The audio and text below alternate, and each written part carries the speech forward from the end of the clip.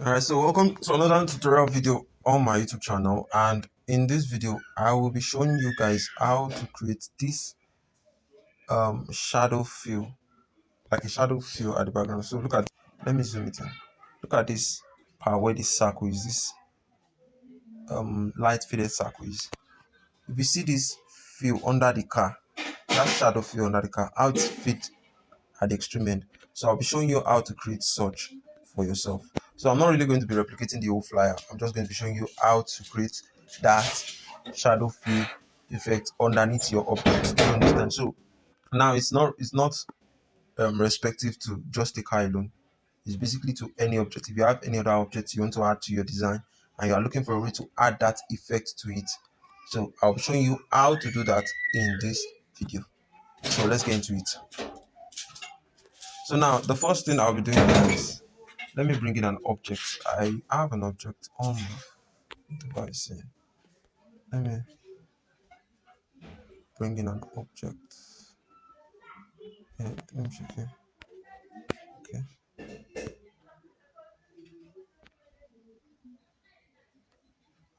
Um.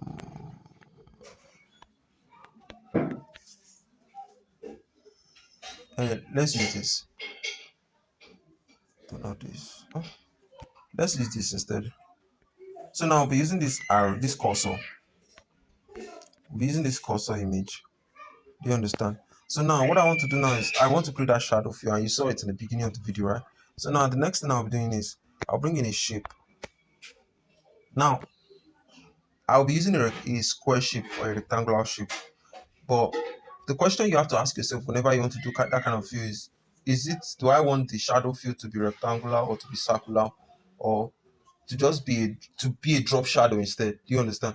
But in this case, I want mine to be a rectangular shadow, just like the way they did it in the example I showed you previously. So now what you are going to do here is, once you choose your shape, you won't click the check mark yet.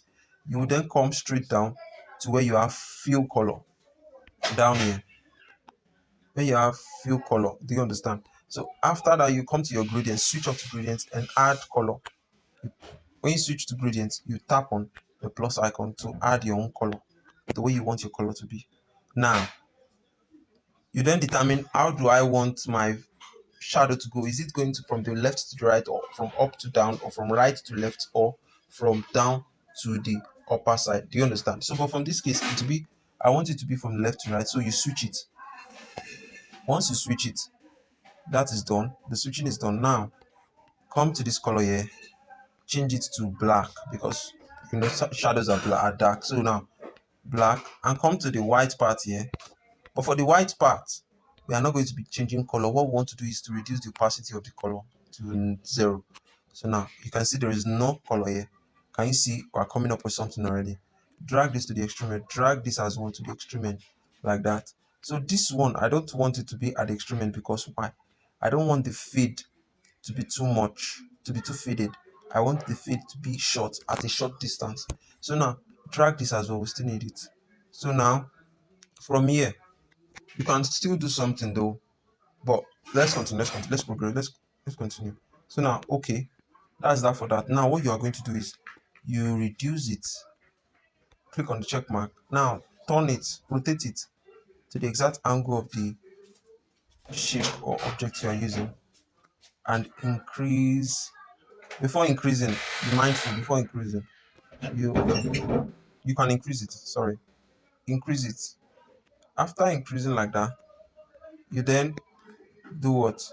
You can drag this as well. After dragging, then come to color again and tap on color, enable it and choose black. Now this time around, you send it to the back of the cursor, tap on the check mark and reduce the opacity. Can you see? Can you see? I don't know if you understand what I did here, but that's basically how they achieve that. If you want it to be more darker under this cursor, you could simply come to the object itself and come down to shadows, tap on shadows. Can you see? Now when you tap on shadows, increase the blur radius, and the x axis and the y axis adjust them a little, just a little. Can you see? Adjust them a little. Can you see what I did? I want the shadow to reflect right on top of that feed I created. So now, after that, you then come to the plus icon and reduce the black a bit to the shadow a bit that you added. And just like that, you're going to have your effect. Come back to opacity and let's increase this a little to make it dark. Can you see? Can you see? So what we could have done to make the tip of this, the tip here, the tip of this rectangle to be more faded is when we were adjusting the color, we could have made the, like this space now. Let's go back to adjust it. So we could have made this like this and increase it, increase the color, like add another color. So we have one in the middle and another one is faded at the extreme end. Can you see? So it's like a combination of three colors, but two are faded colors and there is one black. I don't know if you understand what I'm saying, but that's basically how you can achieve that for yourself. Do you understand? You can reduce this as well.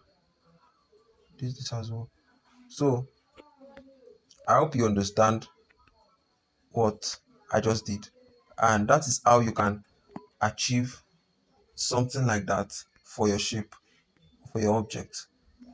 So should in case you want to do the same for, like you can see now. So it has added that fake angle shadow fade. So you could reduce the opacity a little like this. So it blends with the shadow at the base. And just like that, you've achieved that. So that is how you can do that for yourself, just like they did here.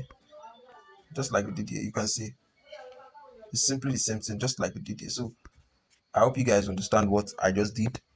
If you want to do the same thing, that shadow fade, you want that shadow effect in your design when you're adding an object to your design, you can simply use this technique and it will surely work for you. Do you understand? So go through the video again if you don't understand, and if you have any questions, drop in the comment section.